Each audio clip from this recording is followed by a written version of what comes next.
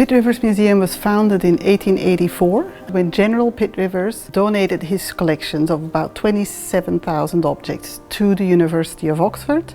Now the collections have grown to 700,000 objects. So since 2006, the University of Oxford has processes in place around the return of human remains, because some of the collections that were gathered were taken either without the consent of communities, or they were human remains, ancestral remains, that should never have been put on display. So in July 2020, we took the human remains off display from many different parts of the world. When we removed the objects from display, we took off about 120 human remains in total, and that was in response to an ethical review of the collections and the displays, both in terms of the objects that were on display and also terms and references on labels that were problematic. We got a small team of people together from the GLAM packing team, so we documented them properly for the originating community, and then they were all packed in acid-free boxes using acid-free tissue, and the boxes are currently stored at an off-site storage location.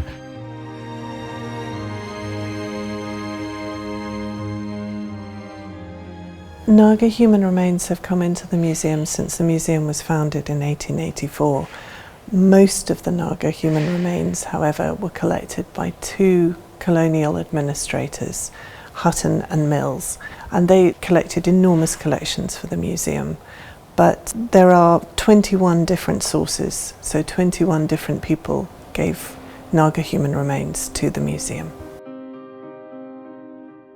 So this is the Naga display, and I think this case gives you a really good overview of the types of objects within the Naga collections here at the Pitt Rivers. We've removed human remains from the displays, but there will still be on display objects that have elements of human remains, such as bone or hair. So I think this object may contain some human hair, and that is more work that we need to do and more investigation. We as a museum now are starting to work with communities towards the redress, towards the return of some of these objects. I would like to apologize to the Naga community for not having reached out earlier. We have these ancestral remains. We know that Naga communities will be the ones who know best how to take care of these Naga remains, who might want them back. So that is why now we are reaching out to see what kind of forms of redress we might find together. I am deeply invested in this project of bringing back Naga ancestral remains to the Naga homeland.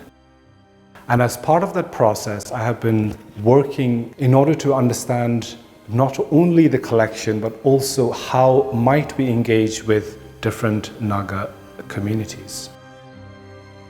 What we are trying to do is address a very central issue here, and that is the unfinished business of colonization that a lot of indigenous communities across the world are having to deal with. We are looking at, for the moment, the repatriation, the reparation, and the process of healing in addressing and in bringing back our ancestral human remains. This kind of current work is really part of a shift in more of the museums around the world that's happening, where museums are very conscious that some of these objects were taken as part of a colonial legacy. They were part of a sort of very violent past, and to do that work of redress, of societal healing, is really what museums are spending a lot more time on and thinking about. How can we do this?